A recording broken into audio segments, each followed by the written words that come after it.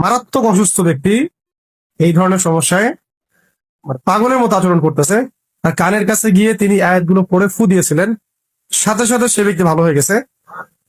এবং এটা নবী করিম সাল্লাল্লাহু আলাইহি ওয়াসাল্লাম জিজ্ঞাসা করছেন যে কোন আয়াত পড়ছো তুমি? তখন নবী করিম সাল্লাল্লাহু আলাইহি ওয়াসাল্লাম বলেছিলেন যে তুমি যে আয়াতগুলো পড়েছো এই আয়াতগুলো যদি ইয়াকিনের সাথে পড়ে পাহাড়কে আদেশ করা হয় এখান থেকে সরে যাও, পাহাড়ও সরে যাও। যে কোনো প্রকারের সেহের, জাদু, কালো জাদু, আইন বলা হয় বদনজর, আর হাসাদ মানে হলো হিংসা। এই সেহের, আইন, হাসাদ থেকে বেঁচে থাকার জন্য খুবই মাসনুন মুনাসিব কিছু আমল আমরা জানিয়ে দিচ্ছি। ইনশাআল্লাহ এগুলো দৈনন্দিন আমল করতে পারেন। কেউ চাইলে সকাল সন্ধ্যায়ও আমল করতে পারেন, আবার কেউ চাইলে এগুলো আয়াতগুলো পড়ে পানিতে দম করে খেতেও পারেন, ওই পানিতে গোসলও করতে পারেন। এবং সেখানে আরো ভালো হয় যদি 7টা বড়ই পাতাকে পিষে বেটে দেওয়া হয়, এটা চিকিৎসা আর কি।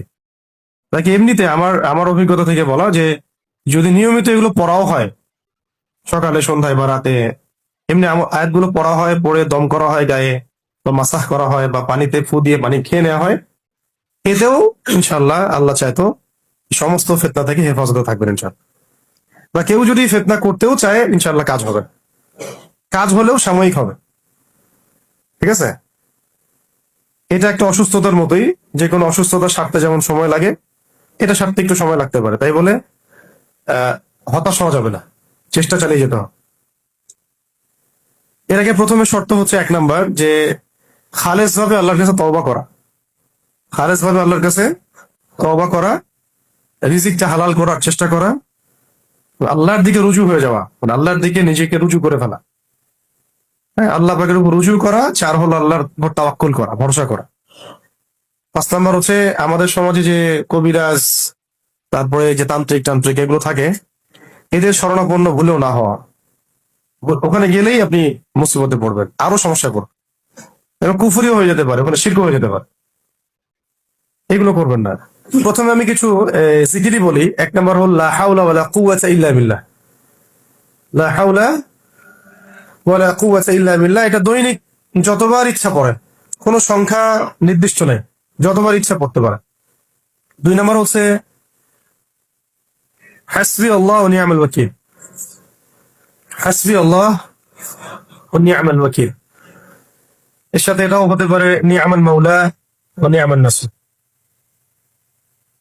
এরপরে আস্তাগফিরুল্লাহ ওয়া আতুবু ইলাইহি, আস্তাগফিরুল্লাহ ওয়া আতুবু ইলাইহি, এটাও পড়তে পারেন। আরেকটা হচ্ছে লা ইলাহা ইল্লা আনতা সুবহানাকা ইন্নী কুনতু মিনাজ জালিমিন, লা ইলাহা ইল্লা আনতা সুবহানাকা ইন্নী কুনতু মিনাজ জালিমিন, এটাও খুব গুরুত্বপূর্ণ। আরেকটা হলো 5 নাম্বার আল্লাহুম্মা সাল্লি আলা মুহাম্মাদ ওয়া সাল্লিম, আল্লাহুম্মা সাল্লি আলা মুহাম্মাদ ওয়া সাল্লিম, অথবা আল্লাহুম্মা সাল্লি ওয়া সাল্লিম আলা নবিয়িনা মুহাম্মাদ, অথবা চাইলে আপনি পুরো দরুদ শরীফও পড়তে পারেন। দরুদের আমলও খুব বাড়ায় দেওয়া। এগুলোর তো জিকির গুলো বললাম। এখন লিখেন যে আমাদের কোরআনের আয়াত এবং সূরাগুলা কোনগুলা। 1 নাম্বার সূরা ফাতিহা। 1 নাম্বার, এটা 1 বার পড়তে পারেন, 3 বার পড়তে পারেন, 7 বার পড়তে পারেন, যতবার ইচ্ছা। সূরা ফাতিহা খুবই উত্তম একটা শিফা, আরোগ্য। 2 নাম্বার হল সূরাতুল বাকারা এর শেষের 3 আয়াত, সূরা বাকারার শেষের 3 আয়াত। এরপরে আছে সূরা বাকারার আয়াত নাম্বার 254, 55, 56, 254, 255, 256, মানে আয়াতুল কুরসির আগের আয়াত, পরের আয়াত এবং মাঝখানে আয়াতুল কুরসি। এরপরে আছে সূরা আলে ইমরান এর শেষের 10 আয়াত, সূরা আলে ইমরান শেষের 10 আয়াত। এমনিতে সূরা বাকারার শেষের 3 আয়াত রাতের বেলা পড়া গুরুত্বপূর্ণ আমল, সারা রাতের ইবাদতের জন্য যথেষ্ট হয়। আর সূরা আলে ইমরানের শেষ 10 আয়াতও নবী সাল্লাল্লাহু আলাইহি ওয়াসাল্লাম রাতের বেলা পড়তেন। লিল্লাহি মুলকুস সামাওয়াতি ওয়াল আরদ, এখান থেকে একবারে ইয়া আইয়ুহাল্লাযীনা আমানু ইসবিরু ওয়া সাবিরু ওয়া রাবিতু ওয়াত্তাকুল্লাহা লাআল্লাকুম তুফলিহুন, এটা। এরপরে আছে সূরা, এটা খুব স্ট্রং, খুবই কার্যকর। সেটা হলো সূরাতুল কাহফ এর প্রথম 10 আয়াত। সূরা কাহফের প্রথম 10 আয়াত। 4 নম্বর সূরা কাহফের শেষের 10 আয়াত। সূরা কাহফের শেষের 10 আয়াত। এরপরে আছে সূরাতুল ইয়াসিন। সূরাতুল ইয়াসিন, এটা এত গুরুত্বপূর্ণ একটা আমল যে আল্লাহ পাকের বড় বড় বুজুর্গরা কখনো এই আমলটা ছাড়তেন না। প্রত্যেক দিন তারা ফজরের নামাজের পরে সূরা ইয়াসিন পড়তেন। এটা সকালবেলা আমল করার জন্য খুব গুণ আছে। রাতে আমল করার একটা হাদিস আছে, যদিও জয়ীফ। কয়টা কয়টা বলছে? একটা সূরা ফাতিহা, বলেন তো আমাকে। সূরা বাকারার শেষের 3, সূরা আল ইমরান শেষের 10, কাহফের প্রথম 10, শেষের 10, সূরা ইয়াসিন। এবার লিখেন 6 নম্বর, এটা 7 নম্বর সূরা সফফাত। লিখেন সফফাত, সূরা সফফাত।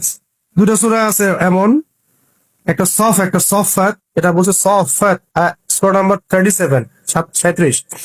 এই সূরার প্রথম 10 আয়াত। এই সূরার প্রথম 10 আয়াত। এরপরে লিখেন সূরা আর রহমান। সূরা আর রহমানের আয়াত নাম্বার হচ্ছে 34 নম্বর আয়াত থেকে শুরু করে 45 পর্যন্ত। কটা হয়েছে ইয়া? 8টা। সূরা কলাম। সূরা কলাম এর শেষের 2টো আয়াত। সূরা কলামের শেষের 2টো আয়াত। এবার লিখেন সূরাতুত তাহা 65 থেকে 70। 65 থেকে 70। এই যে বললাম সূরা তাহা 65 থেকে 70, এটা সেহেরের জন্য খাস। এটা সেহেরের জন্য খাস আয়াত এটা।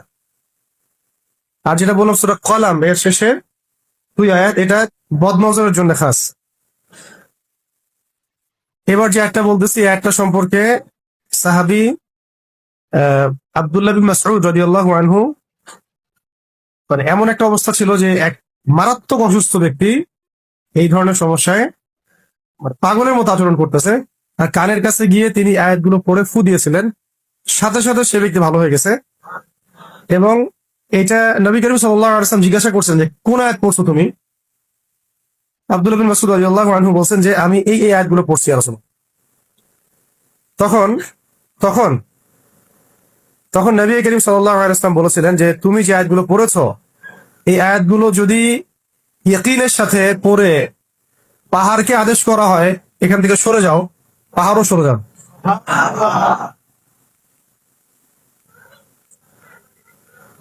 হ্যাঁ হ্যাঁ, বলছিলাম যে এক এক ব্যক্তি যিনি অসুস্থ ছিলেন, তাকে আব্দুল্লাহ বিন মাসউদ রাদিয়াল্লাহু আনহু চিকিৎসা করছিলেন, এবং এই আয়াতগুলো পড়ে তিনি ফু দিয়েছিলেন, সে সুস্থ হয়ে যায়। তখন নবী করিম সাল্লাল্লাহু আলাইহি ওয়াসাল্লাম বলেছিলেন যে তুমি কোন আয়াতগুলো পড়েছো? তখন তিনি যখন এই আয়াতগুলোর কথা বললেন, এটা সূরাতুল মুমিনুন। সূরা মুমিনুন, ক্বাদ আফলাহাল মুমিনুন, এই সূরার মধ্যে আছে। শেষের দিকে 112 নম্বর আয়াত থেকে নিয়ে 118 নম্বর আয়াত পর্যন্ত, 112 থেকে নিয়ে 118 নম্বর আয়াত পর্যন্ত। ক্বালা কাম লাবিসতুম ফিল আরদি আদাদা সিনিন, এখান থেকে ক্বালু লাবিসনা ইয়াওমান আও বা'দা ইয়াওমিন ফাসআলিল আদিন, এখান থেকে নিয়ে খাস করে শেষের গুলো যে أفحسبتم أنما خلقناكم عبثا وأنكم إلينا لا ترجعون فتعالى الله الملك الحق لا إله إلا هو رب العرش الكريم ومن يدعو مع الله إلها آخر لا برهان له به فإنما حسابه عند ربه إنه لا يفلح الكافرون وقل رب اغفر وارحم وأنت خير الراحمين। এই আয়াতগুলো যখন তিনি জানালেন ইয়া রাসূলুল্লাহ আমি আয়াতগুলো পড়েছি, নবীজি বলেছিলেন যে এই আয়াতগুলো এত শক্তিশালী, যদি ইয়াকিনের সাথে ঈমানের সাথে আয়াতগুলোকে পড়ে পাহাড়কেও বলা হয় এখান থেকে সরে যাও, পাহাড়ও সরে যাবে। ঠিক আছে, কটা হলো? অনেকগুলো হয়ে গেছে। আচ্ছা, আর হচ্ছে সূরাতুল হাসর এর শেষের 3 আয়াত। সূরা হাসর শেষের 3 আয়াত কোনটা একটু জানেন? সূরা হাসর শেষের 3 আয়াত, হুয়াল্লাহুল্লাযী লা ইলাহা ইল্লা হু। আসছি আসছি। আম্মা পড়ার মধ্যে কিছু সূরা আছে, লিখুন। আম্মা পড়ার মধ্যে খাস করে আমি কয়েকটা সূরার নাম বলে দিচ্ছি। সূরা কদর, সূরা কদর, ইন্না আনজালনাহু ফি লাইলাতুল কদর, চাইলে এটা আপনি 3-4 বারও পড়তে পারেন। 2 নম্বর হলো সূরা জিলজাল, ইযা যুলজিলাতিল আরদু জিলজালাহা। ঢাকাবাসীর এই সূরাটা বেশি করে পড়া দরকার।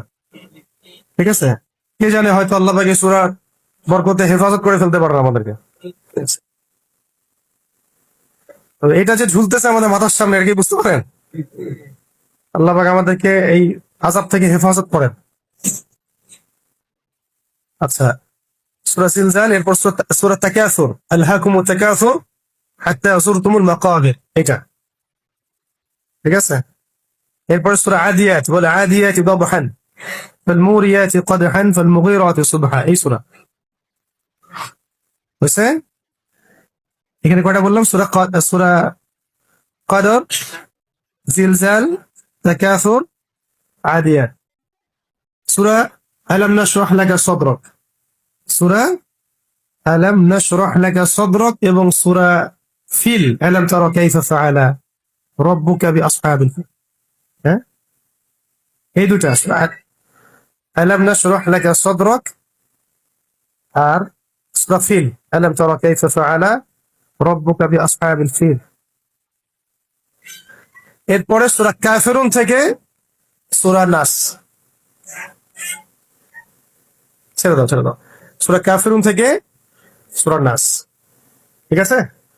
কতগুলো হয়েছে? এইগুলো, এই আয়াতগুলো, সামনে যে জিকিরগুলো বললাম, এইগুলো